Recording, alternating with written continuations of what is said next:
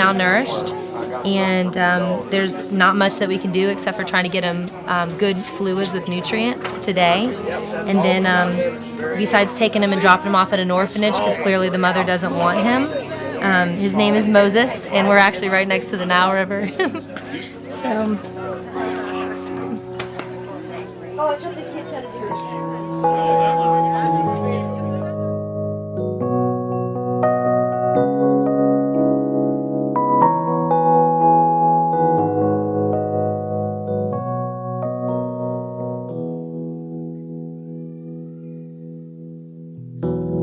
My world was changed when your love you gave for me.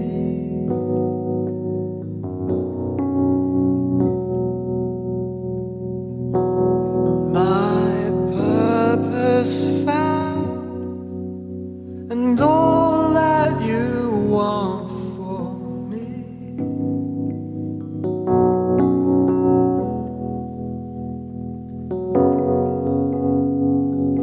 And I found myself in you, Lord.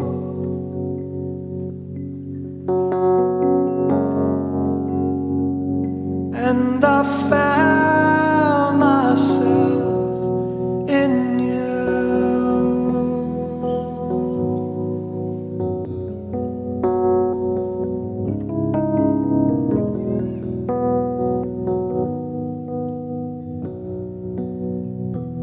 Sing along if you want. Amazing love. Now what else shall I need? We just found a baby that was left by his mother. His name is Moses. And the only reason we knew that he was left is because some of the mothers that were around told us. And none of them tended to him. None of them picked him up.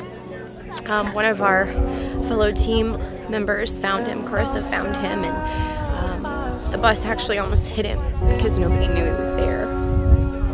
And it's just so sad to see these children.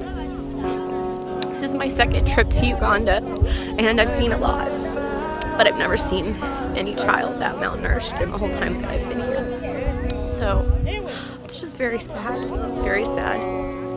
The only things that we can do for him is to get him to a hospital, get him on an IV, and possibly find an orphanage that'll take him. But it's really hard not to take him home with you. Jesus.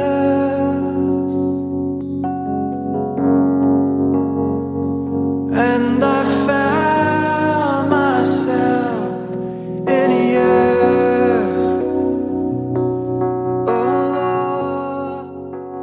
My name is Renee Bach. I came to Uganda for the first time in 2007 when I was 18 to work at a baby's home. And the Lord just really just grabbed my heart for the people of Uganda and this community in particular, Misesi, right outside of the town of Jinja. And so in 2009, I started a nonprofit called Serving His Children and moved back to Misesi to start what is now Serving His Children. We started as a feeding program. We fed 1,000 children on Tuesdays and Thursdays, and we had Bible clubs for kids and moms.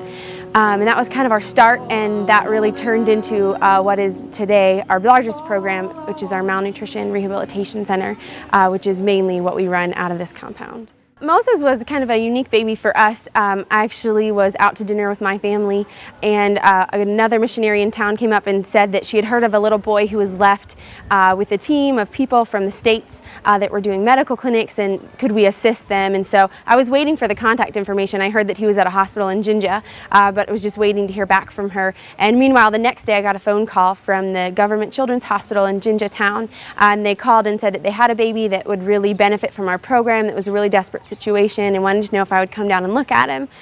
So we went and saw him, and immediately when I went into the ward, I could pick him out because they said he was pretty severe.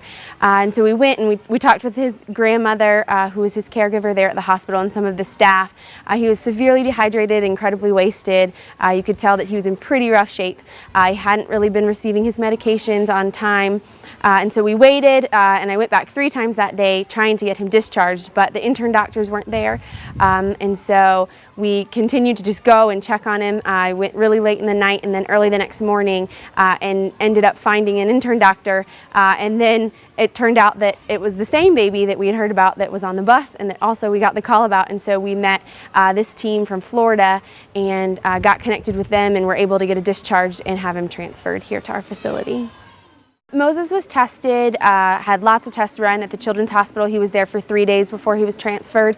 He tested negative for HIV and TB, but he does have pneumonia. So that's a huge complication for him. Many children with malnutrition have pneumonia. It's really common. Their immunity is just so low, they kind of just catch a lot of things. So he has pneumonia. He's currently on treatment that was prescribed by the pediatrician there, and he will be for the next 2 weeks. But he will be in our facility for probably 2 to 3 months. Every child that comes in, their treatment plan and kind of course of action for them is different.